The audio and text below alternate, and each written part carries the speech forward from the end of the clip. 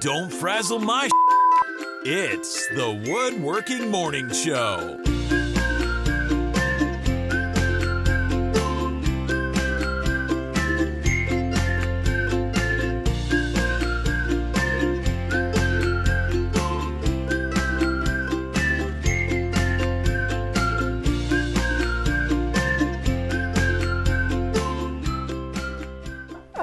Good news, everybody. I like that new tradition. Yeah. I think I like that. Good news, everyone. John is slick as a baby's bottom, shaving with his chisels. Well, happy Friday, everybody. It's been a little while. Yeah. In case you forgot, I'm Mark. And I'm Nicole. And this is our Wood Whisperer live show that we do on a now every other week basis. Gives us time to recuperate, and boy, do we need it this week. Yeah. School starting, Yep. new puppy. Things are going cuckoo around here. Puppy's squirting water out of her butt. It's a whole thing. We can talk about that on the after show. We don't need to talk about it Look forward to here. that in the after show, guys. We're talking about woodworking on this Yeah, show. and of course, one of the ways that we do this show is with your support, folks who helped us out on Patreon. That's patreon.com/woodwhisperer, as well as here on YouTube. There's a little button there for join or members or something. Join. Join, I think it says. And we want to thank folks who helped us out this past 2 weeks. Robert Stewart, Keith Chamberlain, Matthew Cleveland, Justin Urs, Merlin Horton, Padraic Mulligan, Valerie Richards, Adam Hill, John Hankins PB, and Chris Beneteau. Just a name? Beneteau. Did you read just a name? Just a nurse. Oh, I thought, I need glasses. And yes. Oh my God, I need glasses. Just, I was like, just a name. let me read the fine text, Nicole. I'll take care of it. I can't see. But hey, thanks for everybody to coming and Yes. watching live. We always appreciate it. You don't have to help us financially, just being here, hanging out with us, asking questions in the chat, which Nicole will be grabbing questions. And I have some pre-selected questions, which I will use to keep the show going while Nicole's sitting here thinking. We do have a couple quick announcements. First of all, we have a sale going on in the Guild. Well, we do have a sale going on. It's actually kind of a huge sale. Yeah, it's a big deal. Let's see, 40% off a single project. There's only a few that are excluded. When we do these big sales, we always exclude the current calendar year's projects to kind of protect the investment of people who bought it at full price. So you can get any other project. It's only excluding 3, so there's like 45 other projects for 40% off if you use the code BOWTIE. Bow tie. You know, I thought about it. You said that won't make any sense unless people see the picture of me dressed I guess a bow tie like a in kid. woodworking. There's bow ties in woodworking, That's so true. I don't think anyone's going to question it. You don't want to see the picture. We tried to do a photo shoot. It did not turn out well. I wanted to be Like- dressed like a kid, and it was a back to school sale, so I had, suspenders and a belt. It was a whole thing, and it looked creepy. It was looked weird. like skeevy I creepy. think he needed to lose the hat. The hat, well, especially this hat that says #1 dad. Yeah. Because it's the only hat I have. Also, the giveaway for the table that Mark made for the Powermatic 100-year anniversary is still open. So Okay. if you head on over to the woodwhisperer.com/giveaway, you got really good odds because not many people have signed up for it. I guess when you're woodworkers, you're not necessarily looking. That's the way I see it. I know. Woodworkers don't necessarily want a very specific piece of furniture with Powermatic's logo on it. It's Yeah. very cool. It's down on the bottom. You can put some books It would on it. no, it would go under the couch. Yeah, that's right. So I guess there's that. And it's not any anti-Powermatic sort of sentiment. It's yeah, no, that the clock is broken. The battery is dead. It's But if you have a bingo card, we should have a bingo card For what? things that happen during the show. Oh no, well, I Somebody knew mentions the that clock. has been out since August 14th. Mark clears his throat. Yeah. It's all good. Any other announcements before we get started here? For those of you that did apply for a Guild scholarship, I'm in my final stages of review. It was just crazy week, but I am finalizing. And if you applied, thank you for applying, and you'll be hearing from me soon. Hopefully John this says, weekend. creepy in an awesome way. And Jim says, I seriously laughed at that pic. It was just way creepier than I expected it to be, guys. Yeah. I was going for goofy. Yep. I landed on creepy. Thank you, Bobby C, for joining Bobby C. the YouTube members. Oh, For the cool. bonus live show. Awesome. Thanks, Bobby. Let's get into some questions. Oh, I guess. Oh, you know what? Before I do, Oh, yeah, I you want got to a thank gift. the gentleman at DP Woodworks. His name, I wrote it down, is Dusko. That's awesome. Dusko. What a unique name.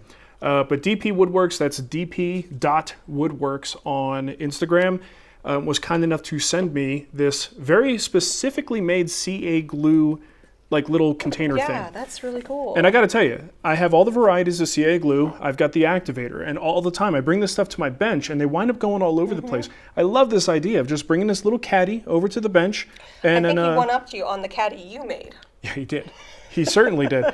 But mine was meant to fit a bunch of different glues. Yeah. But also beer. Yeah, Nicole, that's true. You're not putting beer in this, okay? No. I love it. It even has this little trap door. It says Instant Bond Caddy. Ava, I just called you Ava again. I've done that. This is the second time I've done that on the show. Nicole, yes, my lovely wife, yes, not my daughter. Oh, good. This is where you hide your weed. Oh, in the back here. Anyway, Dusko, thank you so much, man. This is so cool, and I am happy to have it in the shop. And as you can see, he, I guess that's a laser thingy in there. It says The Wood Whisperer on the top. So how cool is that? Sebastian Marchand says, Sebastian! I have a lot of homemade veneer to make for doors of my new kitchen, and I'm having a hard time finding walnut boards without knots or too much sapwood. Do you think that stabilizing the knots with epoxy will work? I probably won't do this for the most visible panels, but because it could be an eyesore, but I think that it could be a good option for the inside of the doors. Absolutely. I do this all the time. If I'm going to be maybe doing a book match, or even if it's veneer, it's not a bad idea to pre-fill any knot, even if it goes all the way through. Pre-fill that sucker, get it full of epoxy, clean up the excess, and then start your resaw. And you'll find that as you do that, you're going to have a nice epoxy fill throughout it. So you're not worried about trying to fill little skinny pieces of veneer. So 100%, I think that's a good idea. Cave Troll. Cave Troll. He says, here's a good question for you. At the beginning of this whole COVID-19 mess, you made a trebuchet. Yep. Have you thought about making an actual bow or two? I don't trust my son with the trebuchet. I'm not ready to give that kid a legit weapon. We picked up one from like Disneyland. Yeah. Remember that? With the little suction cups on it? And he kept on shooting the dogs with it. Mm-hmm. So I kind of hid it. I think that would be a fun project. I would need to learn a lot about it. I mean, like anything else, that it's sort of one of those niche things that you got to find the right kind of wood that has the right, tension properties. I don't know anything about it, but it sounds pretty cool. I think it would be fun. Hey, by the way, if you missed it, there was a new video that just released today. Forgot to mention that. And I just got an email from Red telling me that the title is wrong. It should be by, not but. So here's what happened with that. It's by this, not that, measuring and marking edition. And of course, when I typed it wrong early this morning, rushing to get this thing out. Because he had a dog appointment. Yeah, and I spelled it but this, not that. So the comments started to roll in, and I'm like, you know what? I'm going to leave it. What do I care? Like, see what happens. And now it has generated a lot of discussion around the misspelling. Just the title itself. Yeah, and I'm like, I'll change it later on tonight. I don't care. But we've also gotten a bunch of people who are just really trying to help us. Sure, hey, I don't think you realized you misspelled that. I'm like, yeah, we did. And we left it there on purpose. It was not intentional, but no rush to fix. Leaving it there was intentional. Sean Lund says, so the jointers that you have worked with from a 6-inch to an 8-inch, Sean actually knows a lot about my history here. He's been paying attention. Did a helical head upgrade on the 8-inch, are now at a 12-inch helical head jointer. With the planer, I'm unaware of where you started, but from an article written in 2009, you mentioned moving from a 20-inch straight blade planer to a 15-inch helical planer. From your experience, are these the sizes that you could comfortably and confidently say are the most reasonable size to own for the woodworking you do? Am I reasonable in thinking that an 8-inch helical head jointer and a 15-inch helical head planer is a reasonable size that I can expect to perform? So I went with the 12-inch jointer because I could. We are extremely fortunate to have great sponsors, and we sometimes can do upgrades like that. And I've always wanted a wider jointer. I mean, look, the wider your jointer is, the wider the boards can be for your starting material. It just makes things so much easier. So I did allow that to come into the shop, even though it's even further away from what most of the people who watch this show actually have in their shops, which is unfortunate, but sometimes that's how it goes. So I love that 12-inch, but I think Sean's on the right track. I think the average person who's trying to do the kind of furniture that I do, you're probably going to be fine with an 8-inch jointer. I do like the helical head upgrade. He's absolutely right. I had a big old 20-inch planer Sold it to Paul Marcel back in Arizona. Oh, yeah. And the reason I did that was I did want to upgrade to a helical head, but I had thought at that time, how many times have I actually used the full capacity of this 20-inch planer? And I couldn't think of any times that I did. So I was like, you know what? Smaller footprint, just less to worry about. Let's just go with a 15-inch helical head. And I have had that ever since then, and it is never proven to me that I should have done something different. So I think people can certainly get away with less than those things, but I think I would call that a sweet spot for people. The only way I could refer to this, because I'm talking about my own experience, is people who want to do the kind of woodworking I do or build the kind of things that I build. That's going to be a sweet spot. 8-inch on the jointer, 15-inch on the planer. But of course, if you want to go bigger and you got the budget to go bigger, you're likely not to regret going bigger. Bobby C's wife is sewing a dress right now and heard his name on the TV. She was like, what? Your husband's a star. You're going to hear that like record scratch as she messes up a stitch. That's Okay. what ripping. Oh. The ripper. You fix it? Easy to fix? It's easy to fix. Is it easy to hide your mistakes like it can be in woodworking? Yeah. Do they say like the mark of a good seamstress is that he or she, is there, what? Is it a seamster? What's a male seamstress? Oh, yeah, maybe a seamstress. Is there a unisex term for someone? A person who sews. A dude what sews? Anyway. Yeah, I can just rip out, I mess up all the time on my quilts, and Yeah. I just kind of rip it out and line it back up and Sweet. do what I need to do. Okay, nothing wrong with that. Yeah. Jeff Barry asks, when finishing veneer, do you just use regular finishes of your choice, or are there special finishes specifically for veneer? Not that I know of, Jeff. Anytime I finish veneer, it's just a thin layer of wood. What you can sort of experience sometimes with veneer, especially if it's really thin or a commercial veneer or a piece of plywood with a commercial veneer, it's super, super thin, like 32nd, 42nd of an inch in thickness, sometimes thinner than that. So what you can end up having is this sort of telegraphing of the glue layer that's between there, or even some of the substrate underneath it. That may cause color issues. It's not necessarily going to affect the finish very much. So outside of that, and that usually comes into play when you're combining solid wood of the same species with the plywood, you tend to have a little bit of a color difference there. But for the most part, I treat them the same when it comes to finishing. And all the finishes I use on non-plywood, I also use on plywood. It's funny because it's a common question. What do you call a male seamstress? A tailor? Tailor. Because that question is, what's the difference between a tailor Right. and a seamstress? But they are, it says right here, there are two different They're actually two different things. Two different occupations. We must know. It's very important. I know. What is a dude seamstress? Dude seamstress. Maybe it's dude seamstress. Seamster. That's what I said, seamster. But that doesn't sound right. Yeah. Okay, Tommaso has a question. He says, talk about your design process. Specifically, do you look for things that make a good teaching experience, something that is a challenge for the sake of being a challenge, and something that has wider appeal to potential customers? All the above. I think when I choose projects, a lot of times there has to be some other starting motivation, one being someone asked for it, whether it's family or sometimes even a person online, someone in our guild group, someone makes a suggestion, I'd love to see you make one of these, and I go, that sounds fun. Let me see if I can make that. So I do things because it's challenging. I do things because I think it would be fun. I do things because that's what people ask for. And of course, I do things because I would like to make stuff that people want to see me build. So when you say appeal to customers, I assume you're talking about my customers who are people that consume the content, not actually people who take the furniture from me. So yeah, lots of different things motivate me with the projects I build. Now you're saying my design process, that's like the next level down. The design process is kind of a whole different ballgame on how I actually say, okay, now that I want to build this thing, now I need to design it and include some of those more challenging aspects to it. I mean, a lot of times the final filter is, do I want to do it? There are times where people ask for things I just don't want to do, and it doesn't make it into the show or into that project because I don't feel like doing it. Well, there's like a hierarchy. Who is it that asked? How much do you want to do it? Yeah. So like, if I asked you and it was something you really wanted to do, it gets bumped to the top. The shutters. Yes. Now, she didn't ask me for shutters, but she kept complaining about these damn windows. I kept sleeping in the basement. Yeah. And I was like, you know what? I have wanted to take on a shutter project at some point. I think I could do this. So I started to look at it, and the more I got into it, I was like, well, I've never done this before. This is starting to look like a bit of a challenge, but one that I can tackle. So even though she didn't even ask for it, I actually knew this is something that she would really appreciate, and especially not having, after having to pay for the drapes in the bedroom, and then our son has a huge window in his bedroom where the light just pours in there. We're paying for a window covering there, and this stuff is expensive.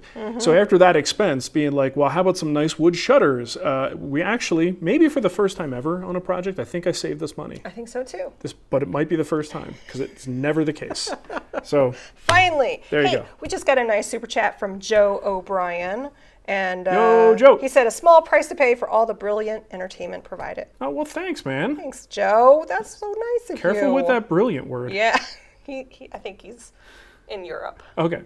I mean something Brilliant! Brilliant. Fred also did a super chat here. Oh, Fred. Well, Fred Anto? Anto. Anto? No question. Just want to say love the show. Aw. Well, I just want to say I love you, Fred. In a very Right, said Fred. male-to-male platonic sort of way. I'm too sexy for your shirt. Yeah. Too sexy. Andy P. Andy P. Any thoughts on using melamine for a torsion box? I was trying to avoid applying laminate myself. I don't see anything wrong with melamine? it. No, I use melamine on my outfeed table. You know, I'm becoming a bigger fan of melamine over time. It's, you know, just a great material, impervious to liquids, drop stain, glue, anything. It just kind of pops right off. If you have a nice, decent quality, flat piece of melamine, I see nothing wrong with making that your outside skin on a torsion box. I kind of like the idea. Yeah. I got Dave question here. Dave Satanto. Hey Mark, have you considered looking at yet another joining tool, the Lamello Zeta? Is it Zeta or Zeta? P2. All right, so if you guys are familiar with Lamello, that's the company that, did they invent the biscuit joiner? I think maybe they did. But I know they make the best biscuit joiner, so let's put it that way. But they also have other tools. They have another line of tools out there. And Ava wants more time for Roblox. Yeah.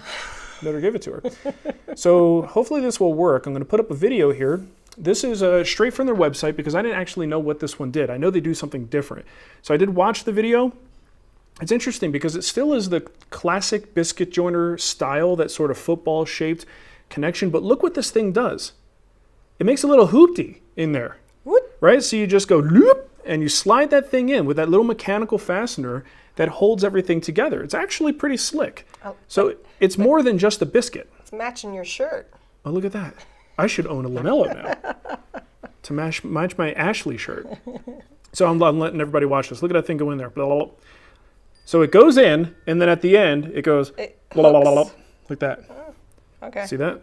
That's pretty cool. And then you put those little hoochies in there, put a little glue, pop the pieces together, and they go snap, snap, boom, shakalaka, your cabinet's done. That's pretty cool. It is kind of cool.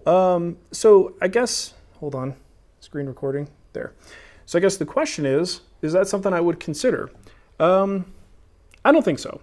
Now, I haven't done a ton of research on this, so I have a little bit of pricing information, and also, you know, my prep for the show is like 15 minutes before dinner, so forgive me if I get something wrong here.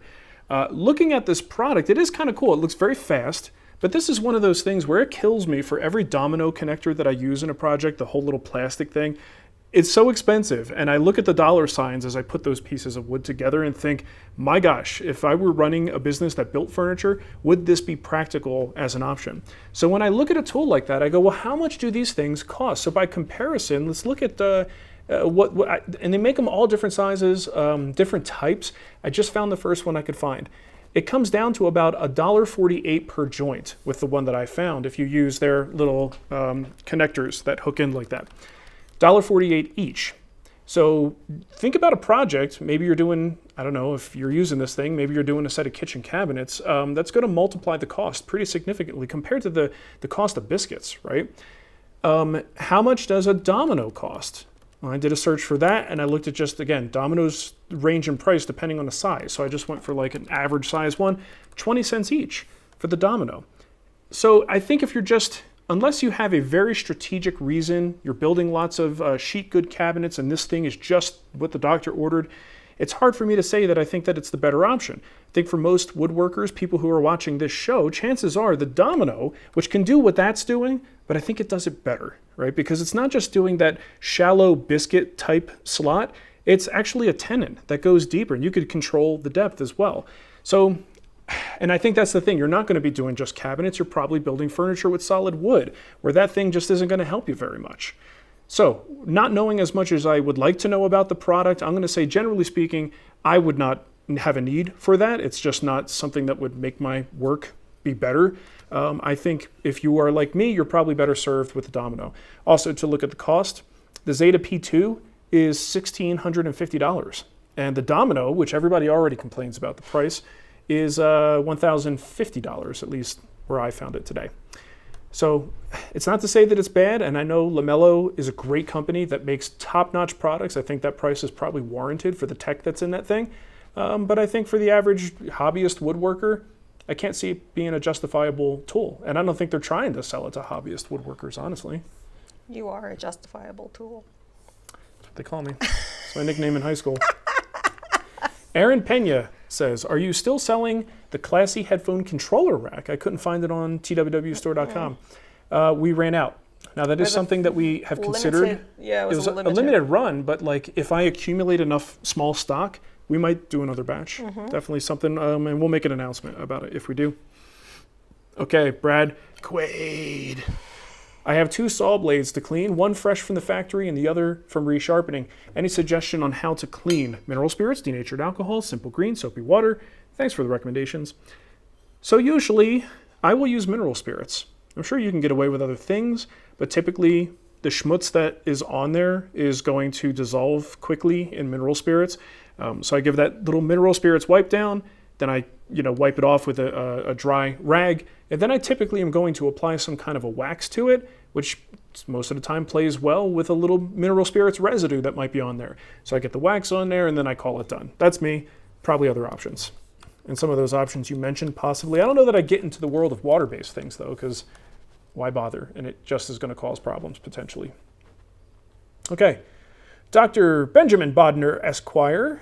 He says, I'm applying a semi-gloss water-based finish when sanding between coats, especially after the first coat. Do I need to sand until I have a uniform sheen over the entire workpiece, or am I just sanding until I have a smooth surface? I've been sanding to a uniform sheen, and it seems like I'm sanding off a good chunk of the finish that I just applied. Well, you are, Ben. I probably would not do that. I would just go, like you're saying, I would just go till the surface is smooth. There's a lot of times when I'll sand after that first coat, typically it's when it is its roughest. You can kind of do it without even looking. You sand it, does it feel good? You're done there. Sand that, does it feel good? You're done.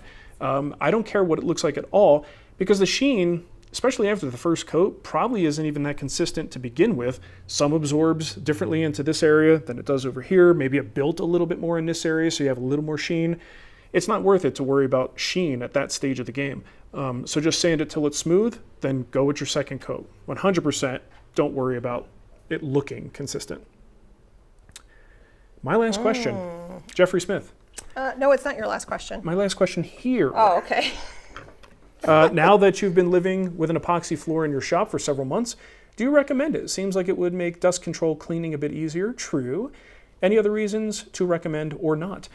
So this actually isn't my first epoxy floor. I did it in the shop in Arizona, and I kind of missed it when I got here. It's by no means something that I think... There are really incredibly justifiable expenses in the shop. I don't think an epoxy floor is one of them. I'm going to put that in a luxury category because I think you can get by without them and be perfectly fine. But the things I like about it, it looks good. Number 2, it reflects light very nicely. Raw concrete or just cured concrete generally seems to eat light. So that gray color and that sort of matte finish to it, any light coming from the ceiling doesn't really reflect very well off the floor, but when you have a lighter color tan or even the grays, it's more of a reflective surface, and you actually find that the shop feels a little bit brighter when you have a floor like that. Of course, number 3, so easy to clean. So the other day, I was telling you about this, there was a yellow spot on the floor over by the front door, and I was like, the puppy wasn't even in there. How is there a pee stain on the floor? And then I asked John, I'm like, hey man, do you know what this is? And he goes, oh yeah, I dropped a can of yellow dye. Thanks for cleaning that, by the way, John. So, so I just went out there with a wet, water on a paper towel, wiped it up. You can't even tell that it was ever there. So cleans very, very easily. Let's see, what else? I like how it looks. Yeah, I mean, appearance. I just like how it looks. It looks really good. Yeah. Outside, I might be missing something. Chat room, if you can think of some other benefit. Somebody's epoxy. Yeah. But I just ultimately, it's creature comfort things. I think the most practical stuff, though, is easy spill cleanup and then, of course, reflected light. I got a question here from JL Logan. 1, when doing hardwood panels, when should you reinforce them from the back with a batten? I don't know what I'm saying. I often see people route a groove and add a C-channel or wood reinforcements on large solid wood panels. It's because they're bad woodworkers. I'm starting to be nice. I want to take look. I'm a YouTuber now, so I have to say things and commit to things, Nicole. That's all a joke, by the way. People tend to be, I think, a little overcautious. So let's talk about this. This is actually something I was going to put in a video at some point, because I think the people who've been doing slab work and maybe big slab conference tables, big old slabs, right? They're typically putting this metal C-channel into the underside to stabilize it, right? Because this is a cross section of a log, right? So you have all the different changes up in grain. You could have issues with these things where they start to warp over time. And because that's been so popularized, people started to apply that to other large tabletops. But my issue with it is that if the wood is good quality wood that has been dried properly, milled properly, and then glued up and assembled properly, in most homes where we have conditioned spaces without giant swings in humidity and temperature, you are probably going to be fine. Every tabletop I have ever made, you'll be fine. You'll be fine. Now, of course, my career only goes back 18 years of actual woodworking. Yeah. Every tabletop that I have ever made. You're getting ready to go on 20. You see this gray hair, Nicole? Yeah, I do. I live with it I used to be the new guy. Yeah, not anymore. Not anymore. Still feel like the new guy, though. Every tabletop I have ever built has stayed mostly flat. It's not like they suddenly just went, turned into a potato chip. So I think the problem is people were watching these big slabs, which is a justifiable concern that maybe this thing is going to move excessively in the future, and they're throwing this piece of metal C-channel in there. When you're doing glued up, kiln-dried stock, or even air-dried, as long as it's really good, well-dried stock, you're putting these things together, they usually behave. So I think the concern about the warping and the cupping is overblown. So if you're doing a laminated glue up for a panel and you're shoving C-channel in there, honestly, I think you're wasting your money. I don't think you need to do it. Now, there are cases where, I don't know, traditionally you make a blanket chest or something is a big, usually not very thick, but it's a big panel, something that gets raised up and dropped down. It gets sat on all the time, right? You sit on it, put on some shoes or something like that. I was going to say Mr. Rogers style, but the words that came to my head initially were Kenny Rogers style. I don't know how Kenny Rogers puts his shoes on. Probably not like Mr. Rogers. Probably not. He probably has a person for that. Yeah. So if you're sitting on something, well, then maybe, yeah, you do want to batten some kind of cleat or something underneath it to support it. So what I'm going to say is you're probably not going to hurt the project by doing this. But just like breadboards, you don't need them on every panel, on every tabletop. Add breadboards only if you think it looks good. And don't worry about C-channel unless you have a reason to think that your top is going to turn into a potato chip. Boy, that was a long answer. A nice super chat from Beaglewood. I apologize every time I do that. I know, it's a little, you're going to peek Thanks. everybody out. Thanks, Scroll Beaglewood. all the way to the bottom. We got Eddie Woodworks. He said, I like this channel. I'm Eddie from Brazil. Hi, Eddie. Hey, Eddie. And then you got Welcome to the channel, buddy. You got Steel Wool, who it's the morning. Steel Wood. Oh. Steel wool is a different thing. I probably should go get my glasses. Yeah, you should. He's in Australia. Oh, cool. Or she. Down under. Yeah. I got a question here from John M.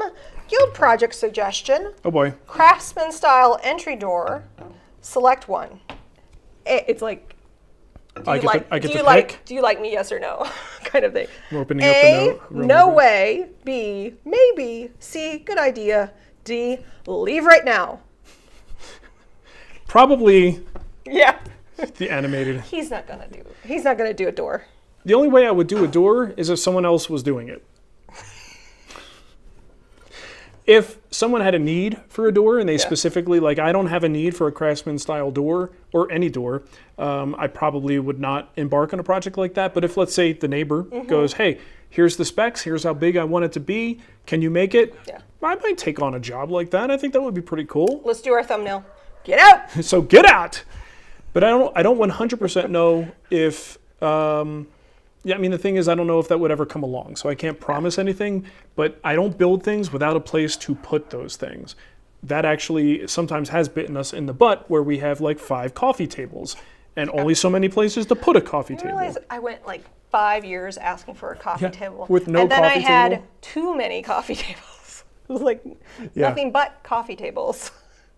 Andre Fortin, is there a significant quality difference between furniture-grade birch plywood and Baltic birch plywood? I need 3/4 ply for my next project, and I'm having a hard time locating Baltic birch ply locally. Right now is not the time to buy Baltic birch. I have talked to many people. But he needs it. Well, the Baltic birch stuff, I don't know exactly what it is. John even went to Austin Hardwoods, and they were quoting something like $200 a sheet. It's really expensive right now. It may not be in your area, but for the most part, I've heard from other people as well. Russian birch, Baltic birch, basically the stuff with the many plies in it is really, really pricey right now. So is there a difference between something that might be sold as Baltic birch and a birch plywood? Absolutely.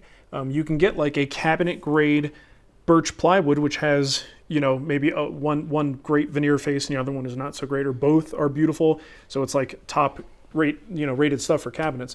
But you're going to find, I don't know the exact number of cores, but the standard plywood has fewer, and then the Baltic birch or Russian birch is the one that has all of the layers in there. Tends to be more dense and, especially now, more expensive. So what is he making?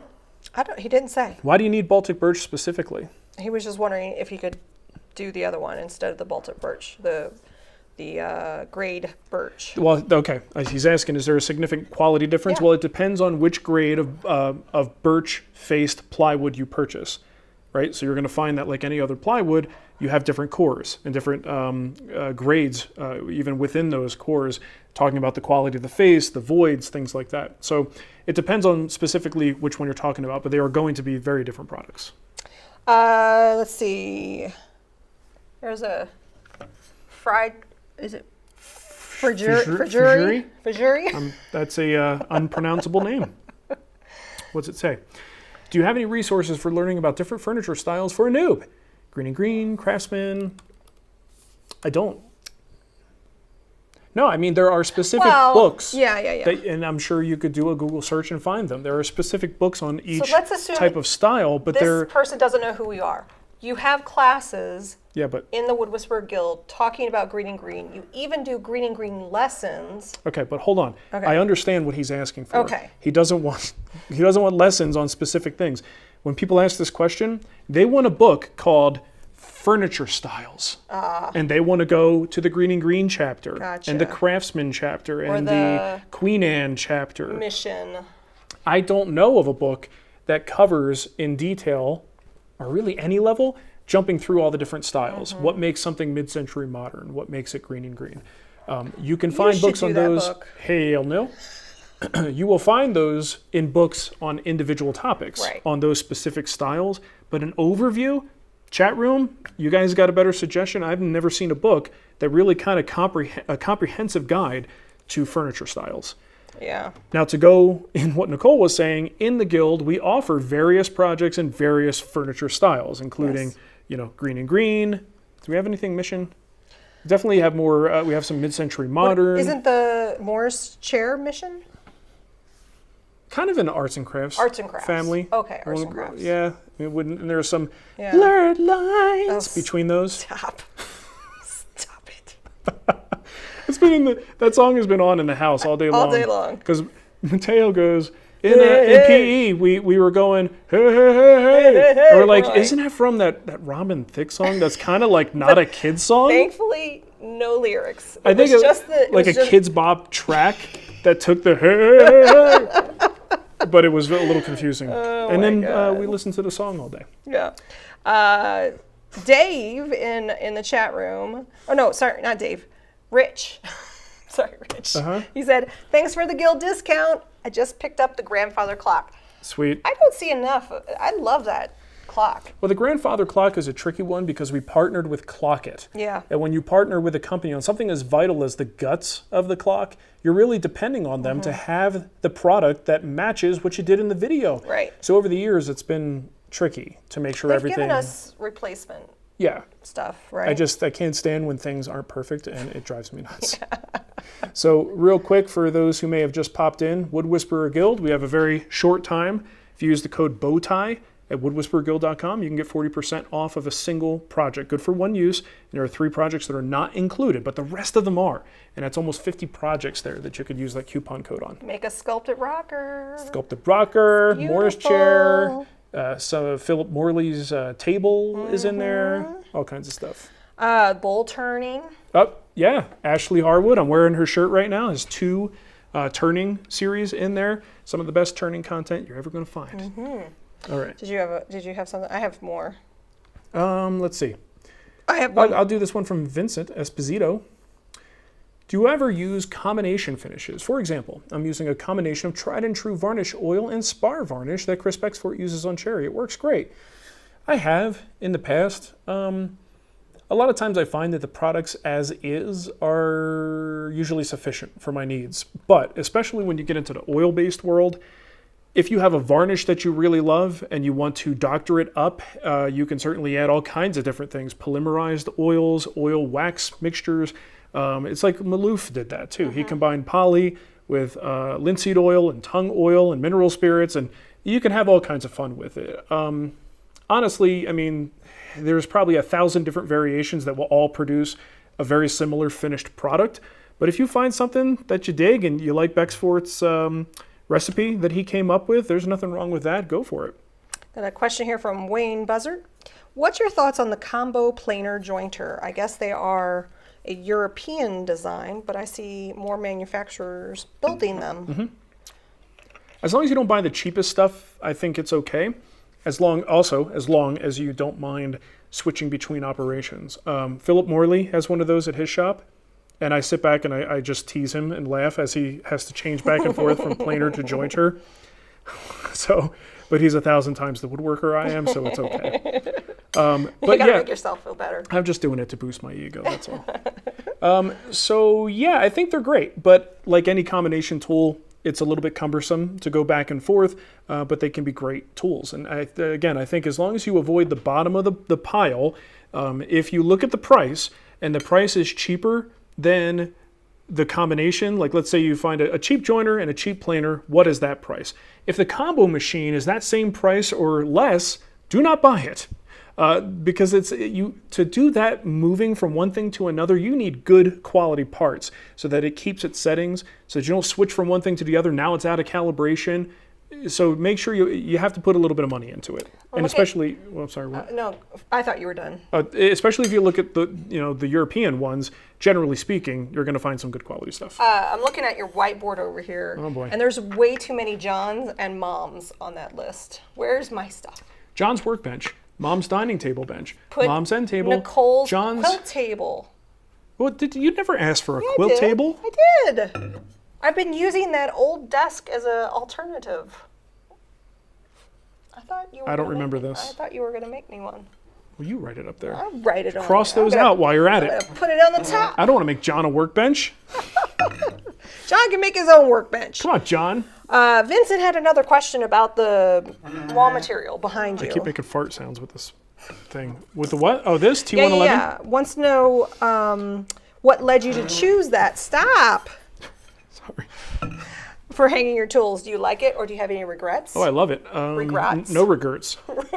I put that up in Arizona. I don't remember where. Maybe it was a forum. Maybe it was a magazine article at some point. Someone used T111, and I'm like, I like the look of that stuff. I like the cut of your jib. And I decided to put it up in every shop that I've had since then. It's great because you can attach anything anywhere because this whole thing is anchored into the studs. It is right on top of the drywall, so it is not replacing the drywall. But I find it very handy, and it gives me this entire wall of stuff that might otherwise have to be stored in drawers or some other, more complicated storage system, but it's all right behind me.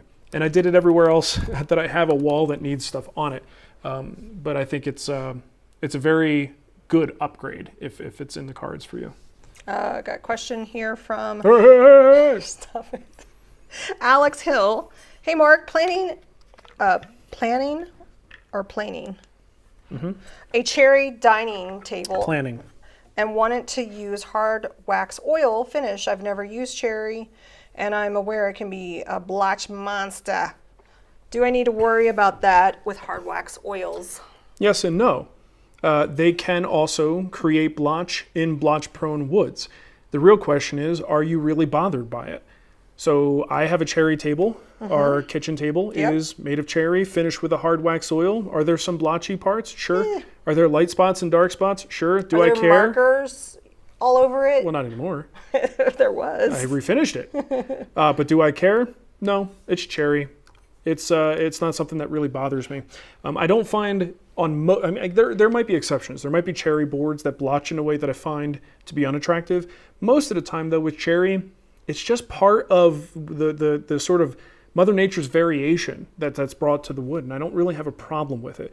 Now, if you put stain on cherry or you put stain on birch or maple, one of those woods, that's something that I really don't like the look of, right? But when we're talking about a clear finish, I don't really worry too much about blotch control on clear finishes because it just doesn't bother me enough. Nice little. And I had a question queued up. Oh, I'm sorry. I saw Giovanni's. He said, big hug from Italy. Oh, well, thanks for the hug, Giovanni. Mark's dad's from Sicily. That's right. No one cares. I do. I wish I could find that question I would love that you went oh, past. Sorry. It was down. Here you go. What was it about? Touching my laptop again. What was it about? I don't remember. That's why I kept it where it was. What was it? Have you ever used Minwax polystain? Nope. So have you? Nope. No, he hasn't. Sorry, bless. So you're talking about polyshades? He said Minwax polystain. I think he's probably talking about polyshades. Okay. It's a product that's basically polyurethane with a stain built in. Look, I think if you know what you're doing with it and you have tried it and you like the results, all the power to you. Most of the time, you're going to find the general consensus amongst woodworkers is that it's garbage. I don't know if that's true. I've never used it. But I think if you apply it improperly, you could certainly have problems. Applied properly, I'm sure it's just fine. But you do have more potential for streakiness and weird things happening if you have your color in your top coat and you're just kind of brushing it on. I could see how it could turn into something potentially smeary, but I've never used it. Turn up the lead? Yep. Well, is that a question? Because I got another question. How did it feel? How did it feel? How did it feel taking the leap when starting your woodworking career while still at your old job? What was the biggest hurdle?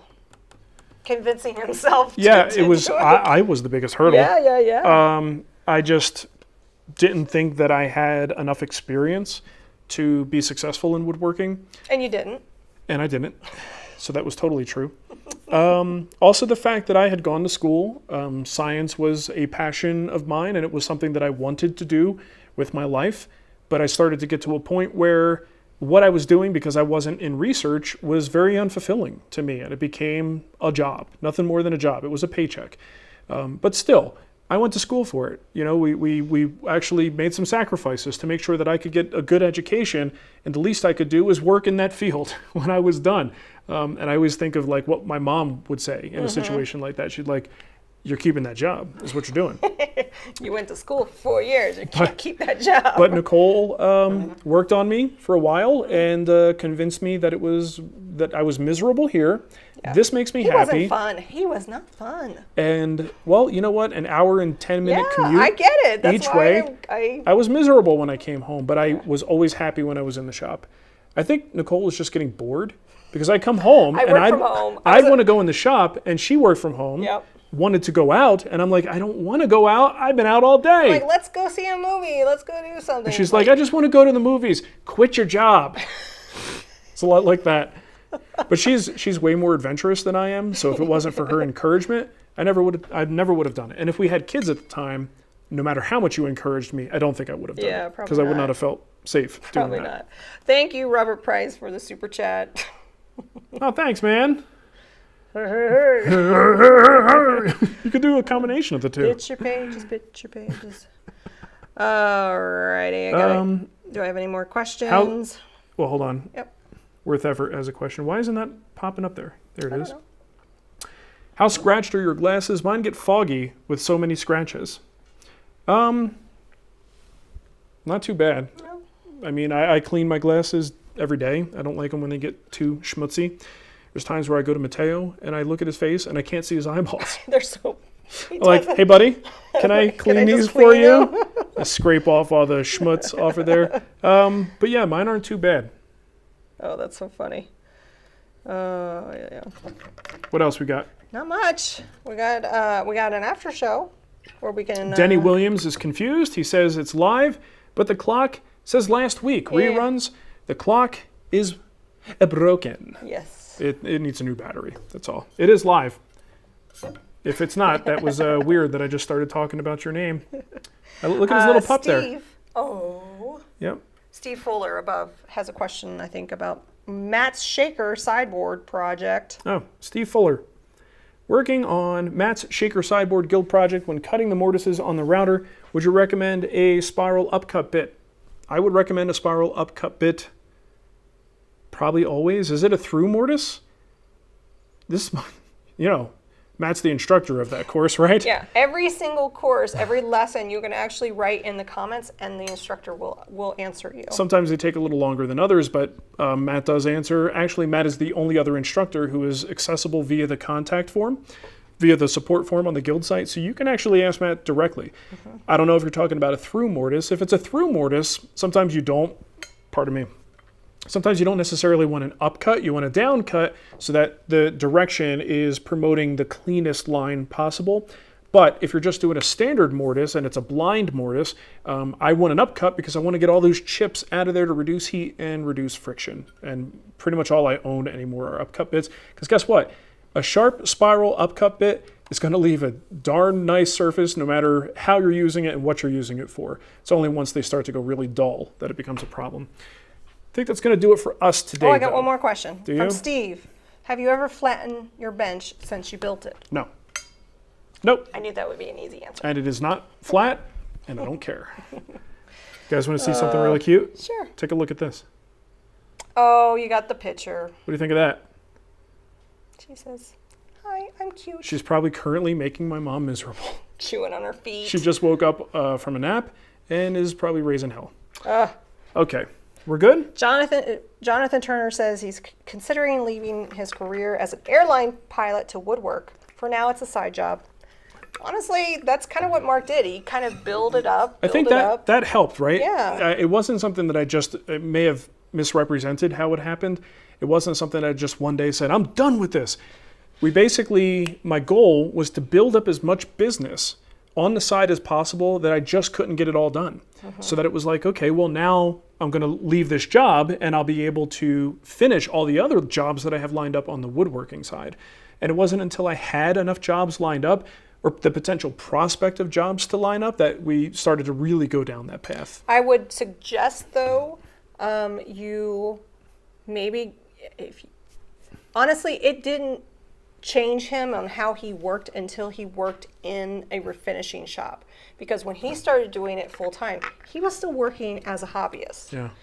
That was a mental shift going from hobbyist to, okay, this is How my a job. pro works, Yes. yeah. How to use an 8-hour or more day Yes. and actually get a bunch of stuff done. And that would be for any hobbyist considering turning it into a job. I'm going to very quickly answer these two because I know these guys have asked them a couple times. Steel Wood wants to know, hand cut or router cut dovetails? I say both. Both are great. If I'm going to use a machine though, most of the time I'll use my bandsaw to do kind of a hybrid dovetail thing, but they're still very much hand cut to a degree because you can't do it all with the bandsaw. Keith says, what would you suggest as an alternative to Baltic birch for shop cabinets projects right now? Well, if you go to a lumber supplier that sells plywood, you can ask them for either paint grade or shop grade plywood. That's what you should use. And it's usually going to be fairly priced and will get the job done. I may have maybe made a mistake in my usage of so much Russian birch, just because I like the stability of it. I just like the way it looks. Traditionally, you're only going to find Baltic birch and those many ply plywoods in like drawers. You're not often going to find them for the casework. So I used it because it was available. I like it. It's something that I have a lot of faith in.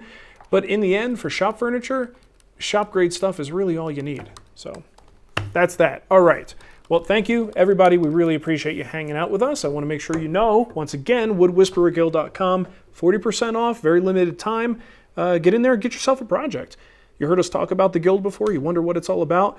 40% off. It's pretty cool. There's more benefits than just the videos and the plans. Private Facebook group. Yep. We have a Discord server now. Discord. Yep. Lots of great features, lots of great people that you can interact with there as well. So we hope you take advantage of that sale. Turnip said how to transition from hobbyist to professional would make a great video, by the way. It's going to be a lot of like, don't be lazy. Like as a Mark's hobbyist, gonna come up behind you and say, "Get to work." As a hobbyist, I go, it's like 3:30. I only have a half hour left. I'm not going to get into something because I got to stop in a half hour. When you do it as for a living, you go, I got a half hour left. Oh my God, I've got so many things I could do in that half hour. Yeah. It's a very different mindset. Yep. All right. Well, you guys have a wonderful weekend. We're going to do an after show now for folks who are at whatever level. It's $2 level. $2 level? Yeah. Okay. So it's the bottom level on Patreon and YouTube. So if you are a YouTube member, you can just go to the community tab and you'll see the link to the video right there. Mm-hmm. If you are a Patreon supporter, I usually put the Patreon post in the chat so you can easily get to the video from that. Okay. So there you go. Very nice. Guys, have a great weekend. Thank you for hanging out with us. We'll see you in 2 weeks. Yep. Adios. Bye.